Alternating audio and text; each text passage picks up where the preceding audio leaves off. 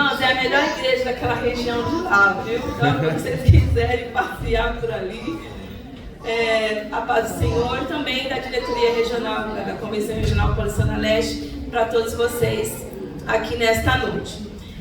Deixa eu já avisar para vocês, é o seguinte, se de repente eu não te cumprimentar, não é porque eu estou metida não, é porque eu operei a retina, eu tive um problema nos 2 olhos, né, com diferença de 6 meses, e assim, irmãos, por uma ação sobrenatural de Deus, eu estou enxergando a glória de Deus. Então, resumindo assim, o meu testemunho é muito forte, né, com relação principalmente a essa vista, mas por enquanto eu ainda estou com óleo, né, tem um óleo de silicone nos 2 olhos. Então, por enquanto, tudo que eu vejo assim, na parte da noite é um pouquinho mais difícil para mim, porque imagine você contemplando as coisas como se fosse por meio de um copo cheio de óleo, por exemplo, né? Então é meio turvo.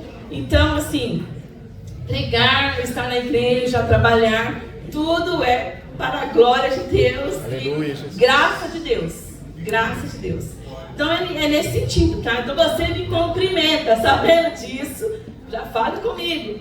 Porque para mim olhar, observar bem assim é mais complicado. Até o momento em que eu realmente passar por essas outras 2 cirurgias e aí fazer a retirada do óleo, porque Deus já tem me concedido a vitória. Então, irmão, a gente toca, né, para a glória do nome do Senhor. Temos algumas dificuldades, mas assim, irmãos, ou a gente para e olha para a dificuldade, ou a gente levanta e anda olhando para o autor e consumador da nossa fé. Então nós estamos aqui para a honra e glória do nome do Senhor. Meus queridos irmãos, eu estava pensando, quando eu olhei o tema, né, desse evento maravilhoso, e como a gente fala de história, quando a gente está vivendo histórias, por que não a gente ouvir a história de uma igreja, né? E observar de que maneira a história de uma igreja lá no passado pode ser relevante para os nossos dias. Quando você observa a palavra do Senhor, diz que tudo que está escrito nela tem propósitos específicos de nos edificar, nos fortalecer e trazer esperança para nós. Então eu convido você a viajar no tempo mais um pouquinho comigo, né? Não apenas 45 anos, é isso? Mas muito mais. A Bíblia vai mostrar para nós a história de uma igreja e eu tenho convicção de que o Senhor, Deus Todo-Poderoso, deseja falar com você e comigo dentro desse texto. Você crê nisso? Deus tem propósito para nós aqui hoje? É maravilhoso comemorar um aniversário, um momento como esse é tremendo. Mas também são nos aniversários que muitas reflexões são feitas. Quando nós cantamos parabéns, né? Principalmente a gente vai passando dos 40, você começa a meditar na vida. É ou não é verdade? Você começa a fazer um monte de conta. Você começa a pensar, né? Puxa, tudo isso já se passou, e agora? E é exatamente isso, né? Essa proposta que o Senhor Jesus tem para nós aqui nesta noite, sobre uma reflexão a partir do Apocalipse, no capítulo 2, o verso 1, depois a gente vai ler o verso de número 4, que diz o seguinte, irmãos, se você puder acompanhar, Apocalipse, no capítulo 2, verso de número 1 primeiro. A carta à igreja de Éfeso. Ao anjo da igreja que está em Éfeso escreve: eis o que diz aquele que tem as 7 estrelas na mão direita e anda entre os 7 candelabros de ouro. Vamos para o versículo de número 4 neste momento. Diz assim, dentre tantas coisas que ele vai dizer, ele diz no verso 4: tenho contra você, no entanto, isto, que você abandonou o seu primeiro amor. Portanto, lembre-se de onde caiu, arrependa-se e faça as obras que praticavas no princípio, senão virei até você. O Senhor Jesus manda uma carta para esta igreja, uma igreja especial, uma igreja diferente, né? A palavra vai dizer para nós, uma igreja que começa de uma maneira maravilhosa, e é esta igreja que nós vamos dar uma olhadinha bem de perto na história desta igreja. A Bíblia vai dizer para nós que em aproximadamente no ano 52, mais ou menos, O apóstolo Paulo passa pela cidade de Éfeso. Na verdade, ele não tem a intenção de ficar nessa cidade. Ele está visitando as igrejas, confirmando as igrejas. E dentre essas regiões onde ele passa, ele chega na cidade de Éfeso. Ele está acompanhado por Priscila e Áquila. Então, observe bem a situação quando tudo começou. E a Bíblia diz para nós que quando ele chega nessa cidade, havia uns discípulos de João naquele local. Eles pregavam o evangelho com muito poder e autoridade, mas eles não conheciam o Espírito Santo. Olha que interessante. Pessoas já estavam ali, neste local, pregando o evangelho, mas eles não tinham ciência do Espírito Santo. Eram movidos por algo sobrenatural, pela pessoa de Cristo, mas eles não tinham ainda um entendimento sobre tudo aquilo que o Senhor estava realizando. O que nos mostra que é possível pregarmos o evangelho, muitas vezes, na unção, no poder e na força do Espírito Santo, mas imaginando apenas ser algo da nossa própria mente, ou apenas porque lemos um texto. Essas pessoas aqui, elas estavam trabalhando e tendo resultados. Quando o apóstolo Paulo chega naquele local, a Bíblia vai dizer para nós que ele vai falar para eles: escuta, mas vocês foram batizados de que maneira? E eles disseram: no batismo de João. Somos discípulos de João. E ele disse: você já conhece o Espírito Santo? Não, nunca ouvimos falar sobre o Espírito Santo. E a Bíblia diz então que a primeira atitude que o apóstolo Paulo tem naquele momento é de impor as mãos sobre eles e orar por eles. Olha que coisa maravilhosa. O apóstolo Paulo poderia dizer assim: olha, vocês estão trabalhando, vocês já têm uma unção sobre vocês, apenas continuem trabalhando. Mas não foi isso que ele fez. Impulsionado pelo Espírito Santo, ele disse: vocês precisam receber o poder do Espírito Santo. Está bom, mas vai ficar muito melhor. Então ajoelhe-se. E os dois ali, quem sabe 3 irmãos, não sabemos ao certo, eles se ajoelham. O apóstolo Paulo coloca as mãos sobre ele. Irmãos, imediatamente eles foram cheios do Espírito Santo. E a Bíblia diz que então o Senhor confirma aquilo que já estava acontecendo naquele local. É maravilhoso nós trabalharmos para o Senhor, mas é maravilhoso nós trabalharmos debaixo de submissão, autoridade e poder do Espírito Santo. E muitas vezes, para que esse poder chegue até nós, para que sejamos revestidos, o caminho não é subir, mas é descer, é ajoelhar, é clamar e é se submeter. Vocês disseram o seguinte: não, mas nós já trabalhamos, nós já temos unção. Eles não teriam recebido a promessa, mas porque eles ajoelharam e submeteram, eles foram cheios do Espírito Santo naquele mesmo dia. Mas aí a obra continua. E a Bíblia diz que é um grande desafio. Irmãos, pensa num local, numa cidade muito grande, uma cidade importante naquela época, onde as pessoas viviam do comércio, onde havia portos, naquele local, e as pessoas transitavam o tempo todo por aquela cidade, uma cidade turística, cheia de pessoas diferentes. E alguém olha para tudo aquilo e diz assim: meu Deus, não é um lugar apropriado para os crentes ficarem. Você já observou como as pessoas dessa cidade vivem? Você já observou? Lá em cima, lá tem uma acrópole e tem um templo enorme. Você já observou que naquele templo é cultuada uma deusa chamada Diana? E que naquele templo também tem cerca de 1000 sacerdotisas, prostitutas, que cultuam o tempo todo ali a Diana. E todo mundo que frequenta essa cidade vem justamente por causa do culto a Diana, prostituição, agora as orgias e tudo mais que a cidade oferece. O que é que nós vamos fazer neste local? Não seria melhor nós nos afastarmos aqui? Não seria melhor a gente procurar um lugar mais santo, para ficarmos? O apóstolo Paulo, irmão, diante daquela situação, ele não teve essa ideia e nem foi influenciado por pensamentos assim.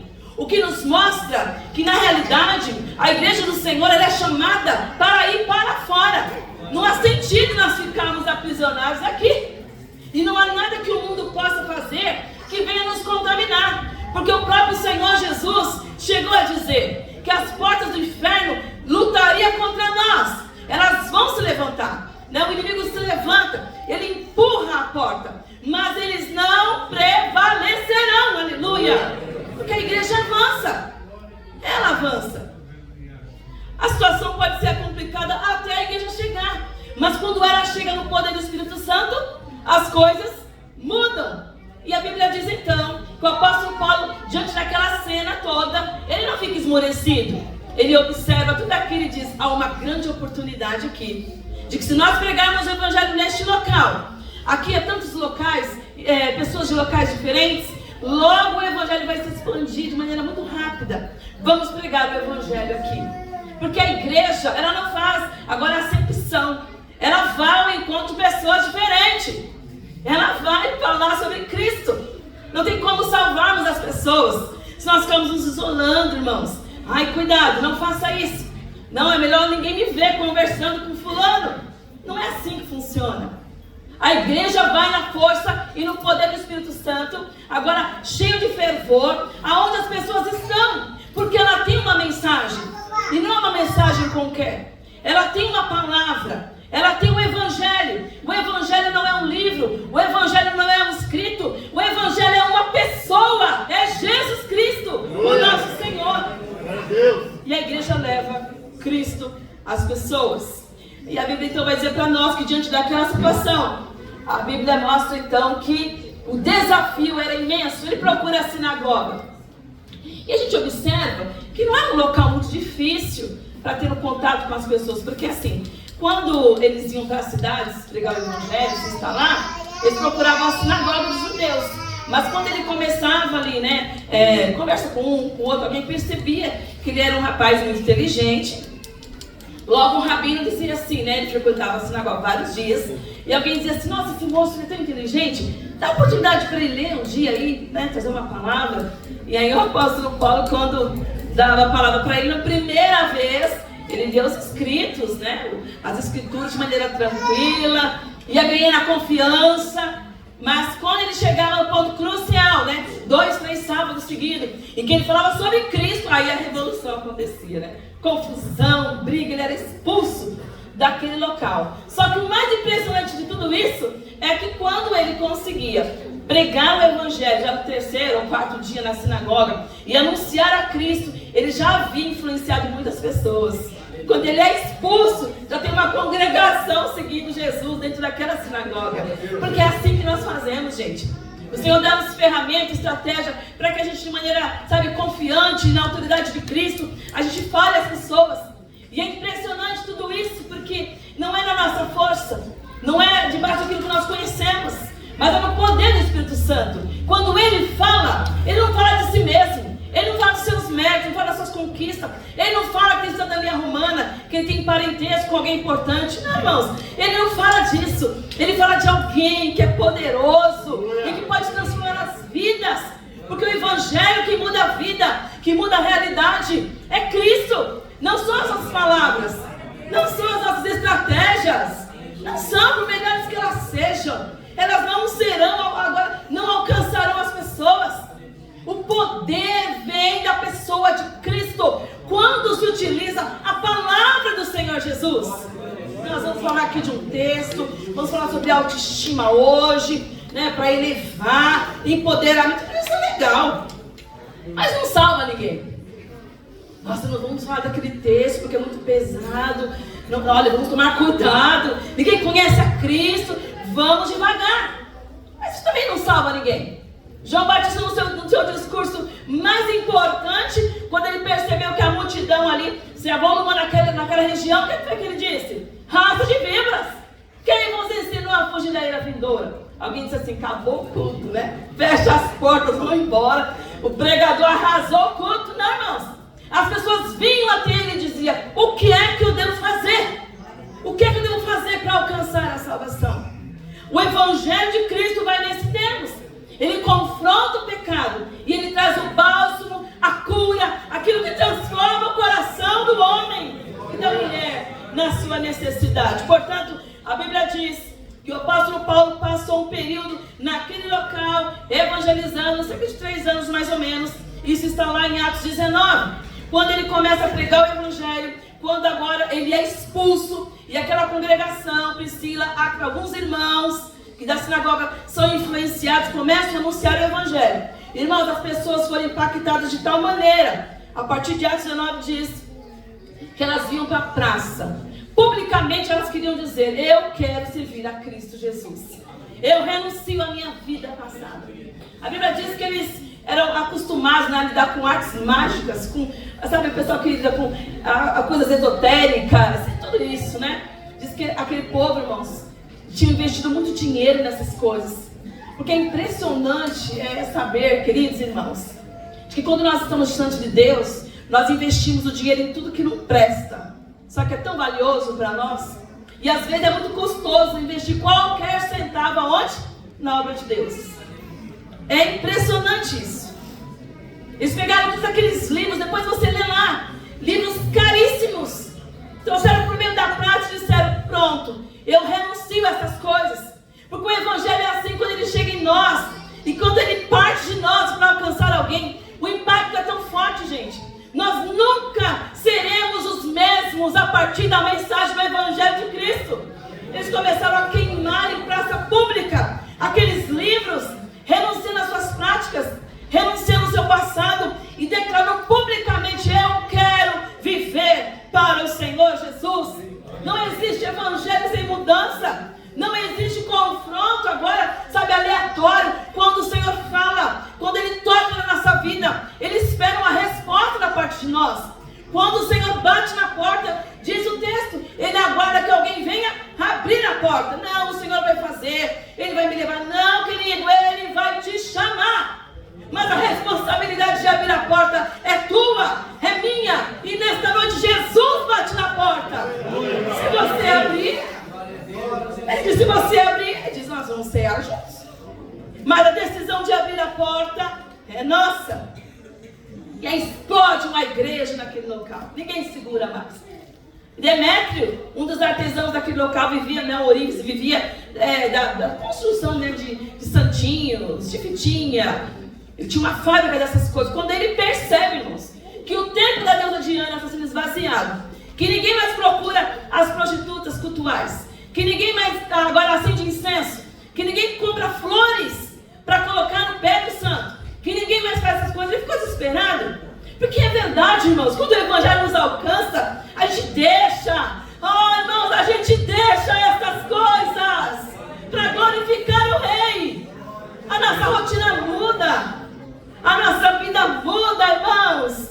E Deus está falando conosco nesta noite. Irmãos, é inconcebível a ideia de você ser de Cristo e praticar as mesmas coisas. De ser de Cristo e ainda frequentar os mesmos ambientes. De ser de Cristo e viver como o mundo vive. Ter os mesmos gostos. Viver da maneira como eles vivem. Irmãos, não há sentido nisso. A Bíblia diz que o templo ficou vazio. Não havia mais arrecadação de valores lá. Então Demétrio reuniu todo mundo na cidade que trabalhava com aquelas coisas e disse: nós vamos falir. Nós vamos falir. Porque esses doidos aí estão pregando um homem chamado Jesus Cristo na cidade. E vocês bem sabem que o dono da cidade é Diana, a deusa que caiu do céu. Vocês vão ficar parados? Vocês não vão fazer coisa nenhuma? Vamos acabar com isso. Vamos trabalhar juntos. Vamos denunciá-los. Vamos persegui-los. Porque nós vamos falir, o nosso comércio vai fechar, ninguém mais está interessado nessas coisas. É algum tumulto na cidade, eles vão para a praça, parece o interior, né? Tudo resolve na praça, né? Vai para a praça, começam a gritar por 2 horas: Diana é a deusa dos Efésios, Diana. Aí alguém percebe, as autoridades percebem aquele tumulto. O que vocês estão fazendo aqui? Nós estamos fazendo uma passeata para derrotar os cristãos. Porque eles estão declarando Jesus Cristo como Senhor em uma cidade que pertence a Diana. E alguém, sabe, irmãos, iluminado pelo Espírito Santo, uma autoridade disse assim: vocês não façam isso mais. Para com esse barulho aqui, disperse todo mundo, vão para suas casas, porque se vocês tiverem alguma demanda contra esse povo, vá diretamente na justiça. Dispersou. Paulo queria ir lá: não, eu quero lá. Eu quero lá resolver. Alguém disse: não vá. Se você entrar lá no meio, você vai morrer. Você vai ser linchado. E a Bíblia diz que ele não pôde mais permanecer naquele local. Quando nós chegamos no poder de Deus, pregando o evangelho, tem oposição. Tem oposição. Quando nós chegamos do poder do Evangelho, uma evidência de que Cristo está agindo, é a oposição. Você está indo lá, vai, volta, não acontece nada, meu irmão. Olha, pode desconfiar. Mas se você pregar Cristo, o Cristo ressurreto, aleluia, tem oposição. Tem oposição. Grande barulho naquela cidade. Paulo vai embora, porque ele seria morto. E agora os irmãos continuam pregando o Evangelho. Uma igreja maravilhosa surgiu ali. Uma igreja, irmãos, olha a carta de Paulo aos Efésios. Maravilhosa. Surgiu ali. O apóstolo está longe, passa-se os anos. E como é que é o fervor de uma igreja quando vai passando o tempo? Quando a gente se converte é uma maravilha, né? O amor é intenso. Tem um monte de gente vai, tem oração de manhã, vai, tem de madrugada, né? Fica o tempo todo, né? Tem oração, tem alguma coisa? Eu quero estar na igreja. Mas no decorrer do tempo, o que acontece com esse fervor todo? Ele vai, parece que vai diminuindo. Porque o fervor para com as coisas de Deus é algo que tem que ser alimentado diariamente. O próprio apóstolo Paulo escreveu aos Efésios: não extingueis o Espírito. Dizendo assim para nós: se você não cuidar dele, pode acontecer. Interessante observar que um tempo depois, bastante tempo depois, sabe quanto tempo? 40 anos depois, o apóstolo Paulo escreve uma carta para aquela igreja. E ele escreve aos irmãos, aqueles irmãos que começaram de maneira tão poderosa, renunciando, batalhando, corajosos, enfrentando a vida, enfrentando os leões. Ele escreve uma carta, no capítulo 2 de Efésios, ele começa dizendo: irmãos, vocês estão esquecendo de uma coisa importante. Vocês estão esquecendo de uma coisa. Verso 1, capítulo 2, ele diz: vocês estavam mortos em delitos e pecados, nos quais vocês outrora viviam por aí. Vocês viviam perdidos. Vocês viviam completamente distantes do Senhor. O que é que está acontecendo com vocês? Mas Deus, por seu grande amor, vivificou a cada um de vocês. Pela graça vocês foram salvos, ele diz.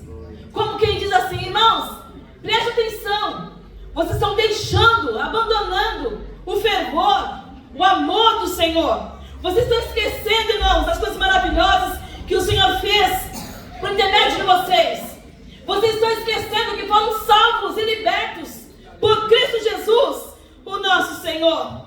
Então ele escreve para aqueles irmãos dizendo: não se perca, preste atenção. É necessário alimentar a chama do amor, do fervor, da devoção do Senhor Jesus. Essa carta é enviada para os irmãos, leva várias recomendações. Ele vai fechar dizendo lá no capítulo 5: sejam meus imitadores como eu sou de Cristo. Ele vai dizer: vivam em amor. Ele vai viver, vivam para Cristo. Ele vai viver, renuncie às coisas deste mundo, rendam-se ao Senhor. É mais ou menos um chamado de Deus para aquela igreja, dizendo: volte para Deus. Porque não importa, queridos irmãos, a maneira como você iniciou a carreira cristã. Há pessoas que vivem de histórias do passado. O tempo todo elas contam histórias para nós. E são histórias bem diferentes até. Alguém disse para nós assim já outra vez: olha, ninguém pregou para mim, tá entendendo? Eu me converti sozinho. Eu falei: nossa, foi o Espírito Santo. Histórias. Deus não quer que nós vivamos de histórias. Deus considera as histórias importantes, mas Ele diz na sua palavra: eis que faço novas todas as coisas. Há algo novo para nós todos os dias. Há uma jornada todos os dias a ser percorrida. Há pessoas que se agarram à história e não vivem o presente, nem tampouco imaginam o futuro, não conseguem. A igreja de Éfeso, ela se perde, irmãos, porque ela começa a acostumar com o culto. Ela começa a acostumar com a cultura. E quando nós acostumamos com a cultura, não há impacto nenhum. Nós vamos vivendo como eles. Nós vamos, sabe, aquilo que era espantoso, meu Deus, que é isso? Um ídolo deste tamanho no meio da praça? Era assim no princípio. Meu Deus, não coma isso. São coisas oferecidas aos ídolos lá para Diana. Não deu seus filhos no começo. Mas depois, irmãos, isso aí não tem nada a ver não, que besteira. Essa aqui é só uma imagem de Diana. Deixa eu tirar uma foto do lado dela, né? É cultura.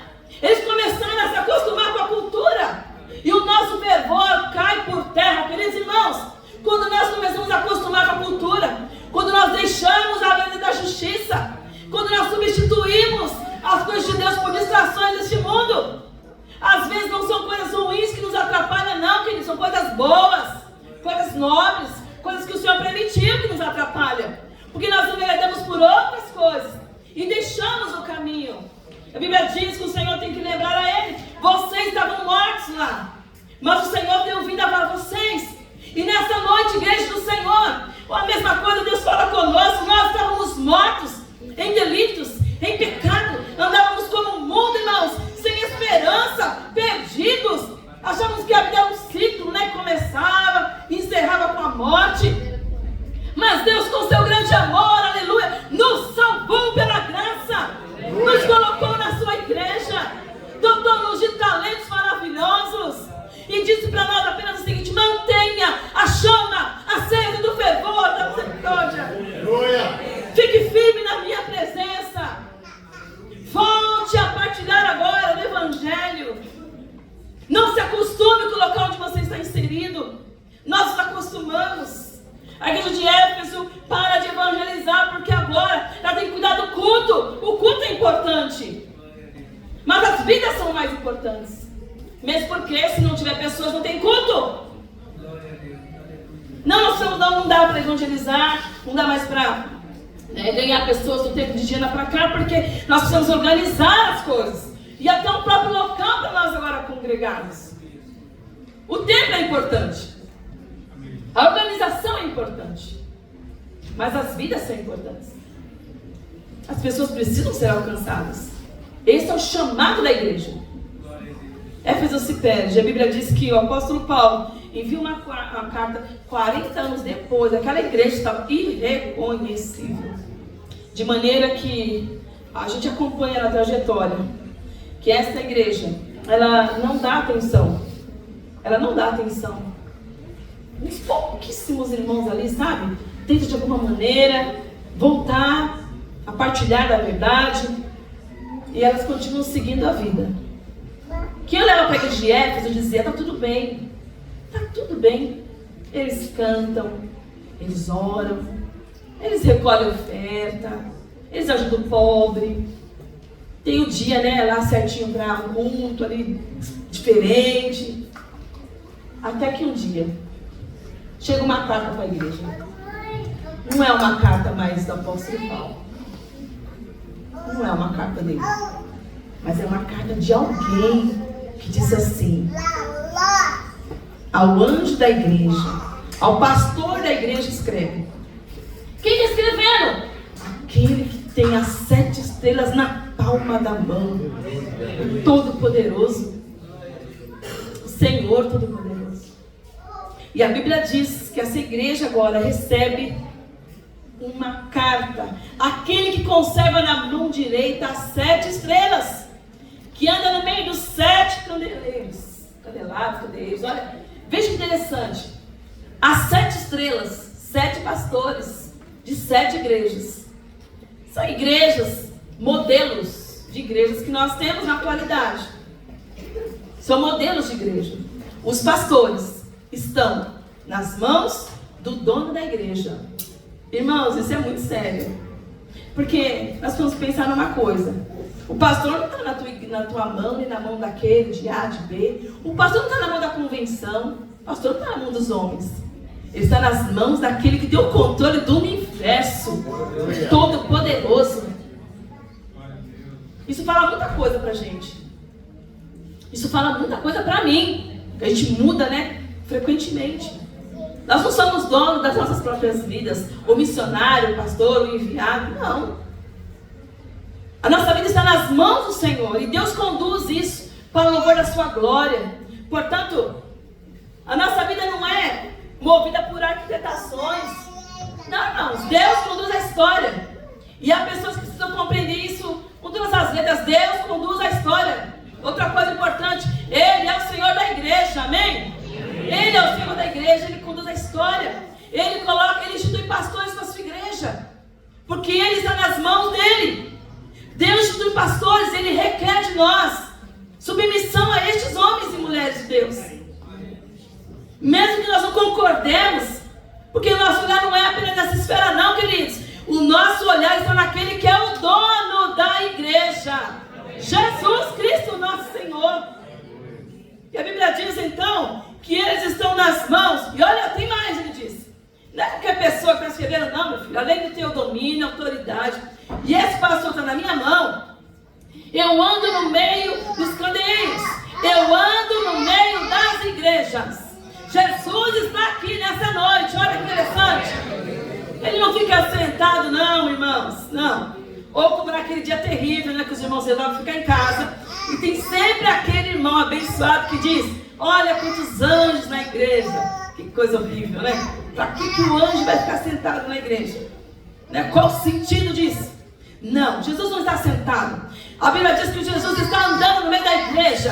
Ele anda entre nós para curar, operar maravilhas, bater no Espírito Santo, para exortar, para corrigir. Ele é o Senhor da igreja. Ele anda no meio da sua igreja. E ele não só anda, mas ele sonda o coração. Ele conhece nossos pensamentos. Ele guia, ele orienta, ele fala pela sua palavra. Ele está falando conosco exatamente agora. Ele fala no louvor. Ele usa cada irmão. Ele usa pessoas até que você nem imagina que teria uma palavra. Porque ele é o Senhor da igreja. Aleluia! Não somos nós, mas ele é o Senhor. E a Bíblia diz que o Senhor traz para eles uma demonstração muito importante, dizendo: eu sei quem vocês são. E agora eu peço para você sair da cidade de Éfeso, da igreja de Éfeso, e começar a refletir. Deus anda na igreja, Deus conhece cada um de nós. Não tem como nós nos escondermos daquele que tem olhos parecidos com chamas de fogo, gente. Deus sonda nosso coração. Ele olha lá dentro de nós. Ele sabe que você ensaia um sorriso bonito, uma roupa bacana, mas o teu coração está vazio. Ele sabe, porque ele conhece todas as coisas. E ele vai dizer: eu tenho algo contra você. E o que é que ele tem contra esta igreja? Você perdeu o primeiro amor. Você continua trabalhando para mim.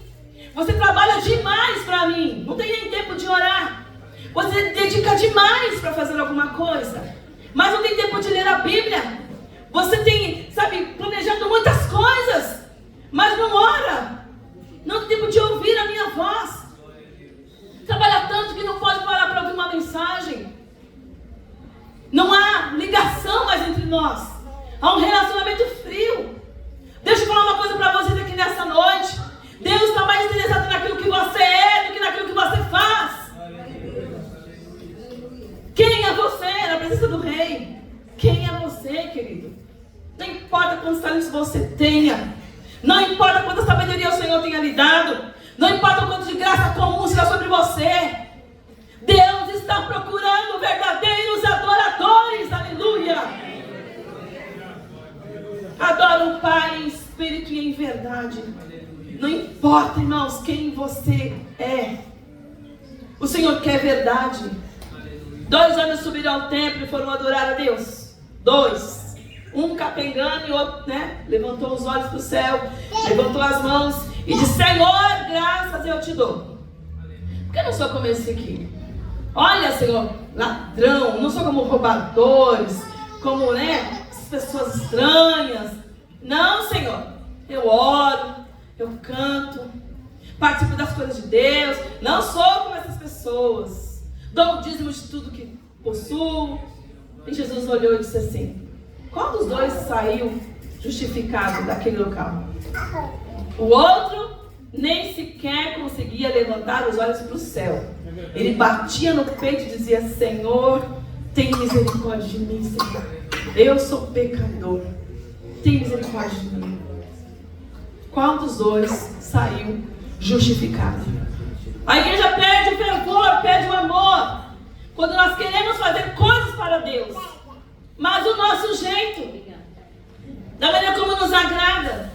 Se é para Ele, o mínimo que deve acontecer é saber qual é a vontade dEle. Nós perdemos o fervor quando nós acabamos, valorizando mais as coisas do que as pessoas. Perdemos o fervor quando nós queremos fazer coisas para Ele, mas de maneira completamente destituída de devoção. Perdemos o fervor quando nós queremos transitar entre luz e trevas. E dizemos glórias a Ti, Senhor, quando o nosso coração é dividido. Perdemos o fervor quando nós, muitas vezes, inconscientemente, brincamos com as coisas do Senhor. Brincamos quando nós cantamos que a Tua presença seja sobre esse local. Quando de fato, se de fato o Senhor viesse sobre nós em alguns momentos, nós poderíamos ser fulminados. Nós perdemos o fervor quando nós não entendemos quem Ele é. Ele tem o controle de tudo na palma da mão. Ele é o Senhor soberano.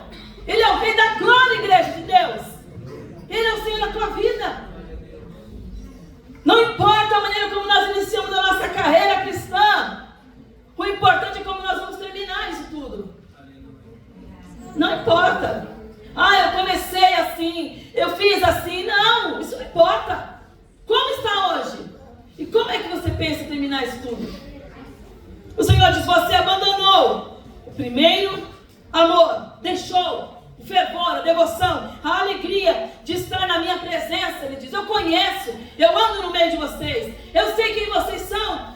E nesta noite o Senhor diz para nós também, queridos, que Ele conhece muito mais do que nós podemos imaginar. O Senhor conhece as nossas vidas. E quando Ele fala conosco, a Bíblia diz, há um chamado de Deus. E Ele espera que a gente corresponda de maneira positiva a esse chamado. Hoje nós comemoramos 45 anos. Eu pergunto para você, há fervor em você? Como no início de tudo isso, você que está mais tempo aqui. Há fervor em você, que está vendo as gerações, que estão alcançando outras pessoas. Você percebe o mesmo fervor? Você percebe a mesma alegria? Você percebe o mesmo entusiasmo? Você percebe a mesma missão ainda pungente acontecendo? Ou não, queridos? Nós precisamos refletir, porque o chamado do Senhor para nós aqui nesta noite também é volte! Volte ao primeiro amor, aleluia! Volta! Volta! Há um chamado de Deus. Há um chamado de vocês, a cada um de nós, para voltarmos. E a Bíblia vai dizer para nós que para voltarmos ao primeiro amor, como Ele diz aqui na sua palavra, Ele diz, eu tenho, porém, contra ti. Ele que tem autoridade para dizer quem é quem aqui. Nós não sabemos, mas Ele sabe. E portanto o chamado do Senhor para nós, ele acontece em 3 situações específicas. Será que de repente você que está me ouvindo aí deseja voltar ao primeiro amor? Será?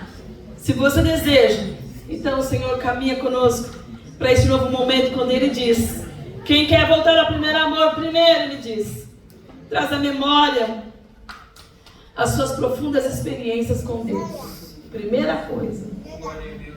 Quer voltar ao primeiro amor? Sinta saudade de Deus. Saudade da presença de Deus. Eu já vi gente chorar por muita coisa. Você também. Chora por ver filme, romance, dorama, o que mais? Mas poucas vezes você vai ver algumas pessoas chorando na presença de Deus. É interessante isso. A primeira coisa que o Senhor pede para você que quer voltar ao primeiro amor, traz à memória as suas profundas experiências com Deus. Aquelas experiências que só você sabe dizer. Aliás, você não consegue nem explicar. Você fala, Deus me visitou em algum momento que eu não sei explicar. Eu não sei se é real, se foi sonho. Só você e Deus.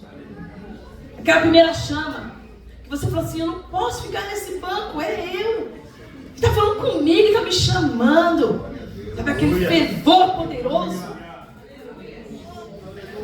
Mesmo momento que você foi batizado no Espírito Santo, que você achou que ia sair do chão, né? Ninguém dá uma sensação estranha, né? Você não sabe se está flutuando, você perde a noção, né, do ambiente, uma coisa diferente. Experiências com Deus. Ele diz assim, lembra-te, lembra-te. Mas principalmente ele diz, lembra de onde você caiu.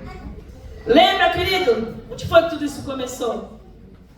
Onde foi que tudo iniciou o caminho, né, de queda? Como ele começou? A partir de que momento Éfeso começa a declinar? Quando ele começa a fazer coisas demais. E ele não tem tempo para orar, buscar a Deus. Ele não se relaciona mais com Deus, ele se relaciona com as pessoas, mas não com Deus.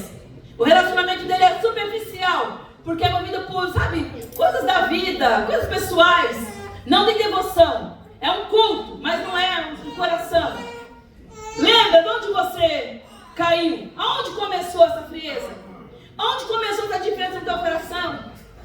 E esse peso para você levantar e ir à igreja? Como começou tudo isso? Lembra de onde caíste, diz o texto. Lembra, procura trazer a tua memória.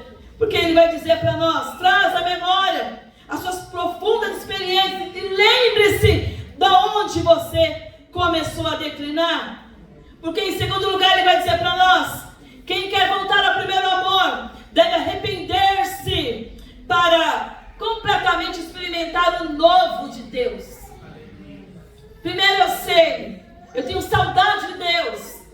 Eu sei exatamente onde tudo começou. Eu me arrependo. E a Bíblia diz que nós podemos então estar aptos a experimentar tudo de novo da parte de Deus. Com mais intensidade, com mais fervor, com mais alegria. Irmãos, havia pessoas que pregavam também, de repente elas não têm palavras, se sentem secas, vazias, completamente distantes. O que aconteceu? O que será que aconteceu com essas pessoas? Cantava com alegria, impactava as vidas com uma palavra, era cheio do Espírito Santo, mas agora, o que aconteceu?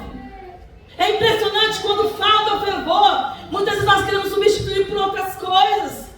Queridos, aconteceu uma época na história em que a Bíblia vai dizer para nós que o rei de Israel, ele foi roubado.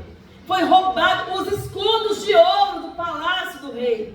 Aqueles escudos que eram usados sobre ele para que ele se movimentasse na cidade. E para que o povo não sofresse, com o impacto de ver que foi roubado, eles substituíram aquilo tudo por escudos de bronze, diz a história. Houve um dia de uma grande manifestação, todo Israel está reunido e o rei vai sair do local. Alguém leva os escudos e todos vão agora, passando do lado do rei com aqueles escudos de bronze. Ao que alguém na multidão percebeu que aquilo não era real e houve um lamento no meio da multidão, houve choro no meio da multidão, porque aquilo não era de verdade. O que o Senhor está dizendo para nós? Quando não é o Espírito Santo, nós usamos qualquer artifício para chamar a atenção. Mas é melhor nós reconhecermos, queridos irmãos, que muitas vezes nós somos roubados. E Deus pode devolver-nos a alegria principal. Pode devolver a verdade sobre nós. Para que a gente não precise ficar interpretando as coisas. Não é da vontade de Deus, mesmo porque, queridos irmãos, nós não vamos conseguir. Porque a igreja é do Senhor, aleluia. Deus está no meio da igreja. Deus anda no meio da igreja. Deus sonda o nosso coração. E Ele diz, eu não quero artifício, eu quero fazer tudo novo, aleluia. É novidade de vida. A multidão chora e diz, aquele não é o escudo real. É mentira, aquele é bronze, aquele não é ouro. E houve grande pranto em Israel. Quiseram esconder uma realidade, não tem como esconder. Nós sabemos quando é o Espírito Santo, aleluia. Nós sabemos quando é Deus. Você sabe quando é Deus. Você sabe quando é Jesus falando conosco. A Bíblia diz que nosso coração se comunica com Ele. É uma fonte de alegria. Deus está falando com você mesmo nessa noite. Deus pode renovar a tua vida nessa noite. Deus pode fazer tudo novo na tua vida. Para que você não saia deste lugar e diz assim, nossa, eu continuo vazio. Eu continuo vazio. Por que não acontece comigo? Pode acontecer hoje, aleluia. Deus pode mudar a realidade hoje. A Bíblia diz para nós, queridos irmãos, que nós devemos nos arrepender. Quem quer voltar ao primeiro amor, em terceiro lugar, precisa aproveitar a oportunidade que o Senhor nos dá. Louvado seja o nome do Senhor. Oh, irmãos, o Senhor disse para eles, o apóstolo Paulo não disse para eles: ó, queridos, procure mudar de vida, eu vou dar uma oportunidade para vocês agora, fazer tudo diferente. O apóstolo Paulo não disse isso porque ele não tem autoridade para dizer isso. Mas aquele que tem autoridade diz a você nessa noite: eu lhe dou uma oportunidade hoje.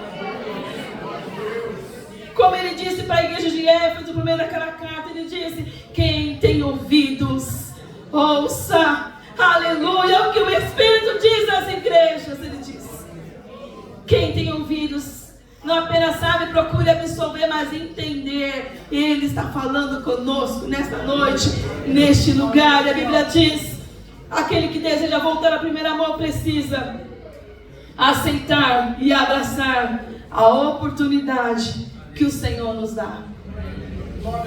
A Bíblia vai dizer para nós, queridos irmãos, que a igreja de Éfeso ouviu, recebeu a carta, foi lida a carta, entendeu a mensagem, mas ela não se arrependeu. Mas você pode se arrepender nessa noite. Você tem a oportunidade hoje de ouvir, abraçar a oportunidade e ter a sua vida renovada pelo Senhor Jesus. A Bíblia diz para nós que eles não compreenderam. E tem um texto muito maravilhoso que o Senhor Jesus chega a dizer assim, que o povo de Israel sofreu, ele pereceu, porque eles não compreenderam a oportunidade, né? Deixou passar a oportunidade que o Senhor havia oferecido a eles. Eu não vim aqui, irmãos, à toa. Deus não me deu essa palavra aqui à toa. Eu não creio nisso. Eu creio no Deus que se revela para nós de maneira poderosa, de maneira maravilhosa. Glórias a Deus. De um Deus que ama a sua igreja e cuida de nós. Deus é maravilhoso. Ele ama essa igreja.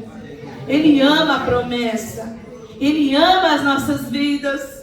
Ele ama você que voltou para a igreja agora. Você não voltou. Jesus foi lá e te pegou pelo colarinho e falou: você é meu, aleluia, para cumprir os meus propósitos. Porque Ele é o Senhor da igreja.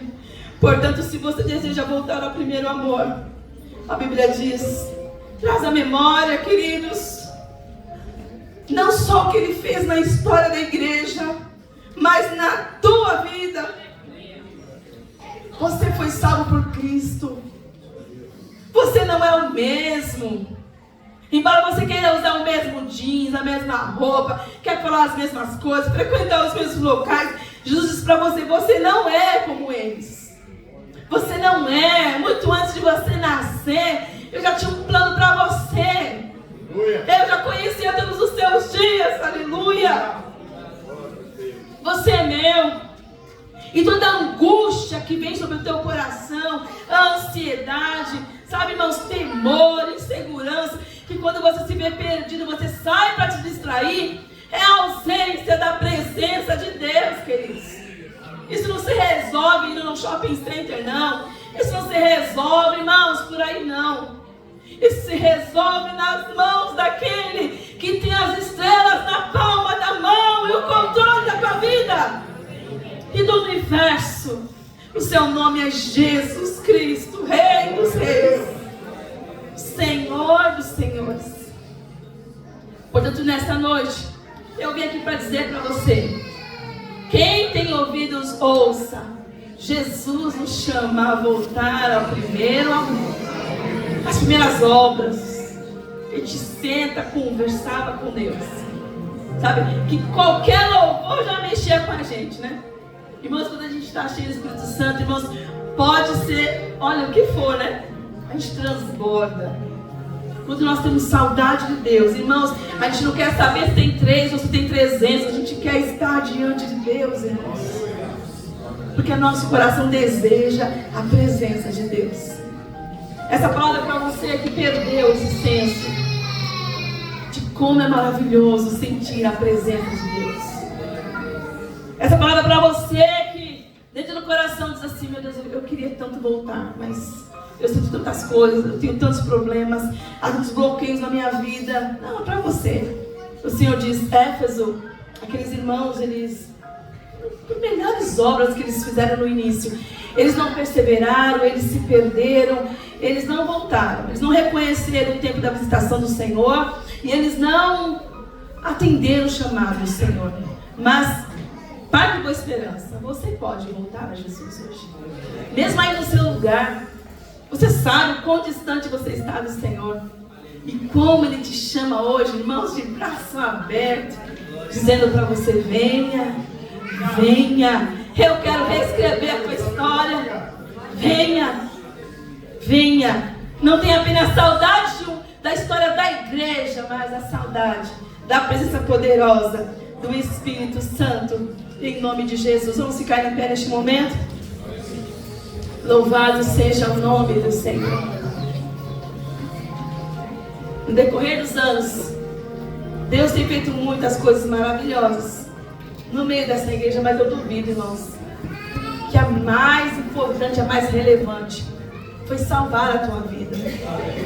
Foi te colocar em uma família, queridos. Foi te inserir, sabe, neste lugar e dizer assim, eles são os meus filhos ali. Não tem coisa melhor, irmãos, do que pertencer à família de Cristo. Saber, irmãos, que a vida é tão difícil, mas o céu nos aguarda, né? A qualquer momento Jesus vai voltar. Saber que você tem o seu nome escrito lá, e o Senhor vai chamar o seu nome naquele grande dia. Saber que todo esforço empregado nesta grande obra aqui, queridos irmãos, obterá a recompensa maior, que não é, irmãos, nem pensar no galardão, mas escute, ver a face do Rei, ver a face de Cristo, ser abraçado por Jesus, num lugar onde nunca mais você vai chorar, nunca mais a morte vai te assustar, nunca mais você vai ter, sabe, esses traumas,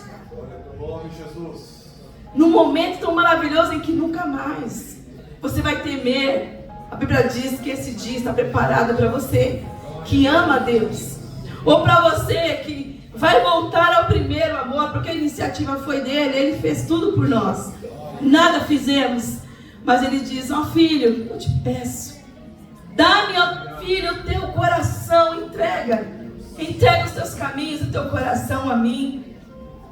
E diante disso, o Senhor fala conosco.